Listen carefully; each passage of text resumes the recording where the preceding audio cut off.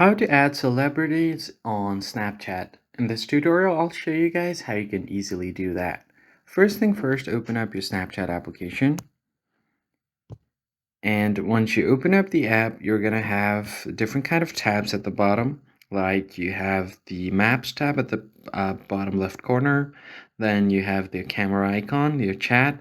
And then you'll find the People or the Discover tab. Just tap on it. Now on this tab, you'll find different kind of stories. So all you need to do is tap on any one of the stories or the people that you want to add. I'm just going to tap here. And on this story, what I'm going to do is simply go ahead and tap on their profile. And if you want to add them, all you do is tap on the three lines and then tap on add this person. Or you can view their profile first and then tap on this add button.